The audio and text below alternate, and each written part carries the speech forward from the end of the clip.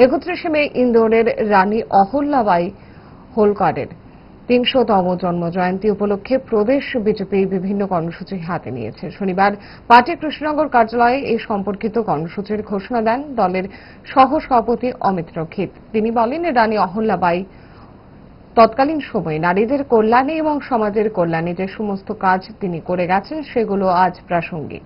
শনিবার থেকে এই উপলক্ষে বিভিন্ন কর্মসূচি শুরু করা হয়েছে। জেলায় জেলায় এবং মণ্ডলে মণ্ডলে তার কাজের প্রাসঙ্গিকতা নিয়ে বিভিন্ন কর্মসূচি চলবে এই কদিন।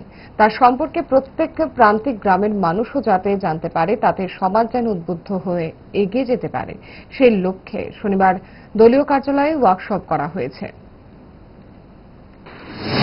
তৎকালীন সময় 1700 খ্রিস্টাব্দে উমেন এম্পাওয়ারমেন্ট নিয়ে কাজ করেছেন উনি।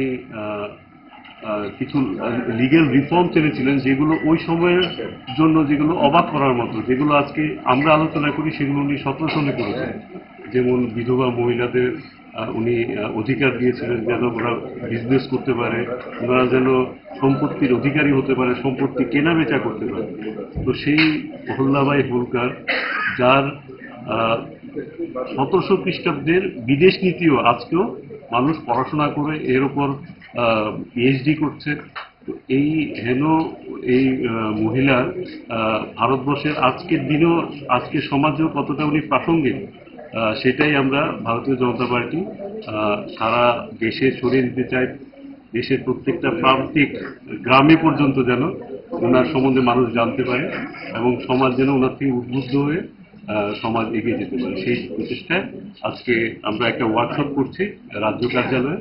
এই ওয়ার্কশপের পরবর্তীকালে 21 থেকে 31শে মে পর্যন্ত আমরা প্রত্যেকটা জেলায় জেলায়, প্রত্যেকটা মণ্ডলে মণ্ডলে ওনার জীবনী নিয়ে আমরা কর্মসূচি নেব, ওয়ার্কশপ নেব, হল সভা করব, বিভিন্ন স্বায়ত্ত শাসিত যেই অর্গানাইজেশনগুলো আছে ওগুলোর মধ্যে আমরা সেমিনার করব।